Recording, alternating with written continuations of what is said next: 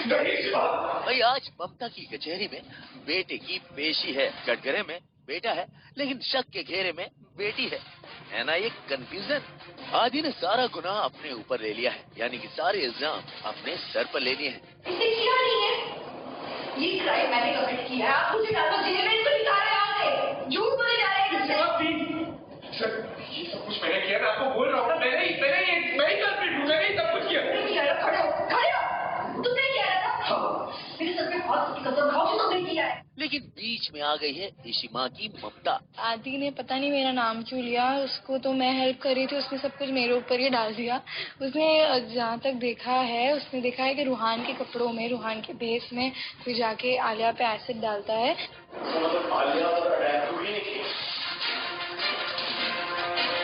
अब आदि ने ये इसलिए किया क्योंकि उसे रूहान दिखाई दी है आलिया पर एसिड डालते हुए।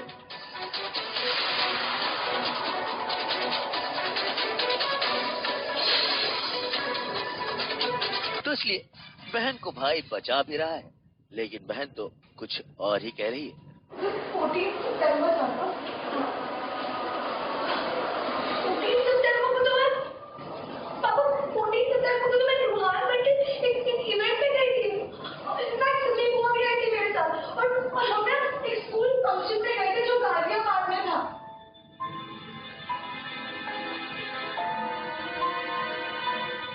बट वो इतना श्योर है इस बारे में कि वो मैं नहीं हूँ, क्योंकि मैं क्यों करूँगी ऐसा। तो अब वो मुझे बोल रहा है तो मैं तो एकदम से मेरे पैरों तले जमीन खिसक जाती है जब मैं अपना नाम सुनती हूँ। अब सारा लोचा हाई हील्स का है।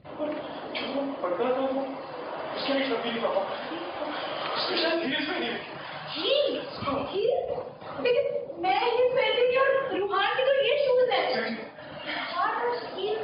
एक हाई हील ने सारा खेल जमा रखा है और तमाशा हो रहा है बेचारी इशिमा के साथ।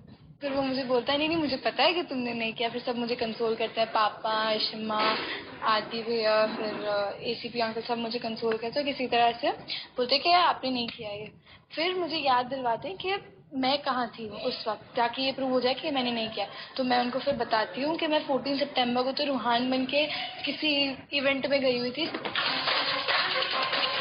अब शक है निधि नाम की बला पर, जिन्होंने हील्स की नोक पर ड्रामा रचा। निधि ने रूही और आदि को फंसाने के लिए। मुझे कोई फंसाना चाहता है एंड अब वो मेरे तो एक्चुअली शो में बहुत सारे दुश्मन बन गए हैं, तो अब इल्जाम किसी को भी आ सकता है। परेशान न हो रूही, और अपने भाई को भी संभालो। इस निधि का तो काम ही यही है, सबकी जिंदगी में बवाल मचाना।